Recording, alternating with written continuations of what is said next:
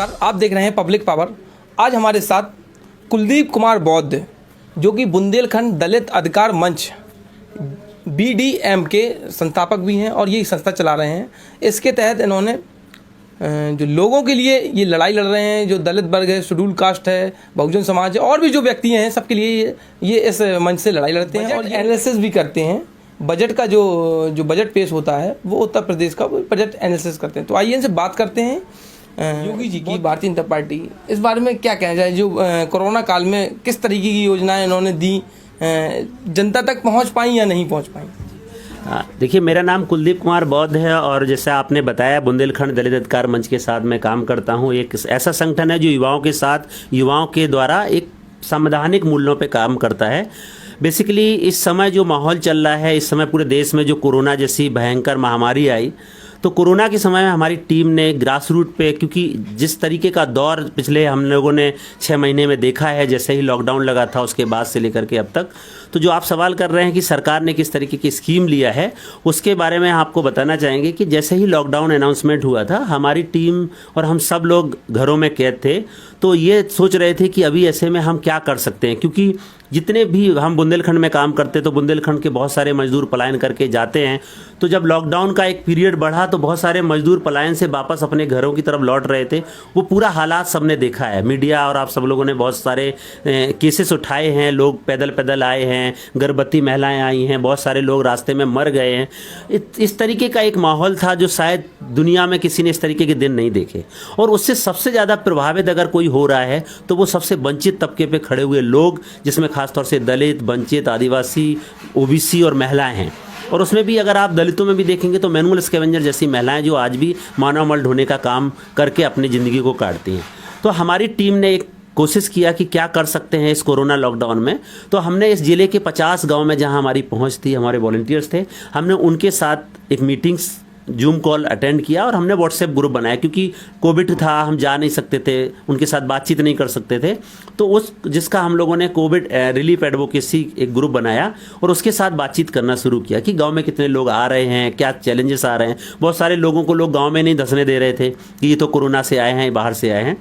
तो बहुत तरीके की स्टोरी आ रही थी, जिन सारी स्टोरी को हमारी टीम ने डॉक्यूमेंट किया है, जिसको हम लोग अभी जल्द ही एक किताब के रूप में उसको पब्लिश कर रहे हैं।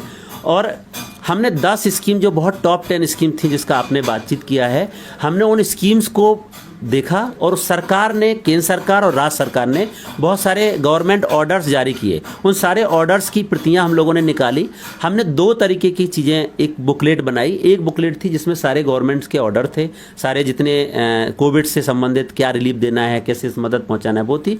दूसरा, हम लोगों ने देखा कि गाँव में बहुत सारे लोग अभी वंचित थे, जिसमें से अगर हम 10 स्कीम को देखें तो पहला जनधन योजना थी, जिसमें उन्होंने अनाउंसमेंट किया था। आपको एग्जाम्पल दें तो हमें 1687 मनरेगा के लोग मिले थे जिनको हम लोगों ने डायरेक्ट बेनिफिट दिलाया। 455 लोग ऐसे थे जिनको 202 रुपए की मजदूरी नहीं मिली थी, क्योंकि ऑडियंस आया था कि 202 मजदूरी देना, लेकिन नहीं मिली।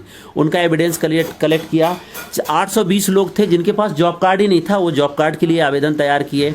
राशन में अगर हम देखेंगे तो 577 लोग थे जिनके पास राशन कार्ड नहीं था, उनका आवेदन तैयार किया। प्रधानमंत्री किसान सम्मान निधि में 770 लोग थे जिनके पास 2000 रुपये नहीं पहुंचा। तो ऐसे अलग अलग स्कीम का डाटा एनालिसिस करने के बाद हम लोगों ने बाई पोस्ट उन तक भेजा कि इन लोगों को अभी तक ये बेनिफिट्स नहीं मिला है।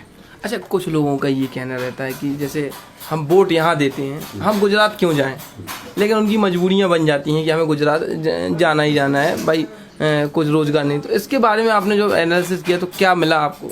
देखिए, जो मजदूर है उसको पेट भरना है, वो पेट की भूख कुछ भी कराती है, ठीक है। उस पेट की भूख को शांत करने के लिए वो गुजरात भी जाता है, वो अहमदाबाद भी जाता है, वो कहीं भी जाता है, क्योंकि यहाँ पे उस तरीके की लाइवलीहुड स्कीम्स तो हैं, लेकिन लाइवलीहुड के जीने के साधन नहीं है। बहुत सारे दलित कम्युनिटी के लोग हैं, अगर आप एनालिसिस डॉक्यूमेंट देखेंगे तो 5 लाख के ऊपर दलित यहाँ भूमिहीन है। अब जो भूमिहीन है तो वो क्या करेगा, ज़मीन से कुछ होने वाला नहीं है।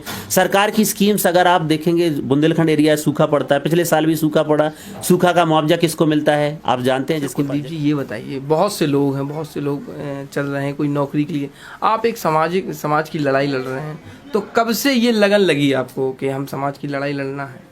ओके, इसके पीछे एक बड़ी घटना है और वो घटना ये है कि मैं ज़िंदगी में मुझे मालूम नहीं था कि मैं एक दलित कम्युनिटीज़ में पैदा हुआ, लेकिन मैं जिस गांव से हूँ, जब मैं कक्षा 5 का था मुझे पहली बार एहसास हुआ, क्योंकि जो हमारा टीचर्स था वो एक अपर कास्ट मानसिकता का व्यक्ति था, और जब मेरा नाम कुलदीप सिंह लिखा गया था और उसके बाद वो नाम का सर्टिफिकेट में लेने गया था, जो मुझे याद है, वहाँ पर उन्होंने उस सर्टिफिकेट को फाड़ दिया कि कुलदीप सिंह आप नहीं लिख सकते, क्योंकि सिंह सिर्फ ठाकुर लिख सकता है। तो मतलब ऐसे कई एक्सीडेंट हमने देखे कि जो दलितों के साथ डिस्क्रिमिनेशन, उस तरीके की चीज़ें होती हैं और आज भी होती हैं। मेरे पास ऐसे बहुत सारे एग्जाम्पल। अभी बदलाव आया कि अभी और बदलाव आने बाकी है? देखिए, बदलाव आ रहा है। जिस तरीके से बदलाव हम देखना चाह रहे हैं वो बदलाव अभी नहीं है। जैसे जैसे एजुकेशन का स्टेटस बढ़ रहा है समुदाय में, लोगों के साथ में, वो बदलाव आ रहा है। हम जैसे युवा जो आज इस जनरेशन में पढ़ाई किए हैं, वो पढ़ाई करने के बाद कुछ बदलाव देख पा रहे हैं, पढ़ाई करने के बाद कुछ चीज़ें कर पा रहे हैं। अगर हम पढ़े नहीं होते तो शायद हम लोग भी ये सब चीज़ें नहीं समझ रहे होते। तो एजुकेशन पे हमारा मुख्य फोकस है। बाबा साहब अम्बेडकर का जो सिद्धांत है, एजुकेट, एजुटेट देन ऑर्गेनाइज, हमारा संगठन भी इसी सिद्धांत पे काम करता है। हम लोगों को एजुकेट करते हैं, लोगों को हम संगठित करते हैं, और जो उनके हक, अधिकार और सम्मान है, जो कॉन्स्टिट्यूशन संविधान देता है, उस पर हम लोग संघर्ष करते हैं, इसी कॉन्सेप्ट पे काम करते हैं। अच्छा, बाबा साहब ने ये लड़ाई लड़ी लोगों से, संविधान कानून बनाए, आज उन लोगों की नौकरियां लग गई हैं, तो कहीं ना कहीं लगता तो होगा आपको कि उनकी नौकरियां लग गई हैं, कानून की वजह से उनकी नौकरी, आरक्षण भी उन्हें प्राप्त हो, और आज वो अपनी समाज को भूल गए, उस वांछित तबके समाज को भूल गए। तो कहीं ना कहीं लगता तो ऐसे लोग मिलते होंगे, तो क्या लगता है आपको? देखिए, समाज की विडंबना यही है कि आज ये समाज जो इस पायदान पे आके खड़ा है, जिसको जितनी जिम्मेदारी उठानी चाहिए थी वो जिम्मेदारी का निर्वहन नहीं किया। जिसने बाबा साहब के संविधान की बदौलत नौकरी पाई, वो भूल गया कि अभी हमें समाज के लिए कंट्रीब्यूट करना चाहिए। बाबा साहब अम्बेडकर ने कहा था शिक्षित करो, हम शिक्षित बन रहे हैं, कर नहीं रहे हैं। बाबा साहब अम्बेडकर ने कहा था आंदोलित हो, ठीक, संगठित हो।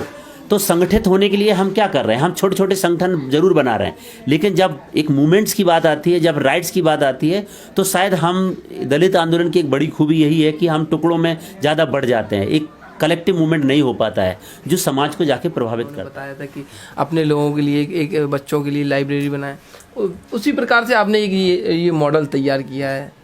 तो ये मतलब कहाँ से इतना? यस, देखिए, मैं, आपने लाइब्रेरी की बात किया है, तो मैं आपको बताना चाहूँगा कि अगर आप, हमारे महापुरुषों ने कहा है कि जब भी आपका मन ऊब जाए, जब आपको लगे कि हम कुछ नहीं कर सकते, तो आप किसी बहुजन महापुरुष की किताब को उठाना, पढ़ लेना, और अगर आपके अंदर के रोंगटे खड़े हो जाएं तो आप समझ लेना कि आप कुछ कर रहे हैं। बेसिकली इस पूरे लॉकडाउन में, पहला लॉकडाउन 21 दिन का हुआ, आप हमारे अगर फेसबुक और सारी चीज़ों पे आप याद आ रहे हैं, वो सिर्फ राजनीति करना चाहते हैं, सामाजिक परिवर्तन की तरफ ध्यान नहीं है। उसका खामियाजा समाज को भी भुगतना पड़ेगा और हम सबको भुगतना पड़ेगा, क्योंकि साहब इस देश में युवा का अगर उल्टा करेंगे तो वायु होता है, और वायु माने हवा होता है, और हवा अगर बदल गई, ये जिस तरफ हवा बदल गई, ये जमाना भी उधर बदल जाता है। तो यूथ के अंदर वो पावर है, वो वायु है, वो हवा है, उसको शुद्ध करना है, और शुद्ध हो सकती है वो उसके राइट से, उसको कॉन्स्टिट्यूशनल वैल्यू से जितना समझ जाएगा वो फाइट करेगा। और आज बहुत सारे युवा अपने अधिकार और सम्मान के लिए फाइट कर रहे हैं, और ये संघर्ष में हम सब लोग लगे हुए हैं। धन्यवाद कुलदीप जी। तो ये थे हमारे साथ कुलदीप बौद्ध जी, और ये वास्तव में एक जागरूक युवा हैं और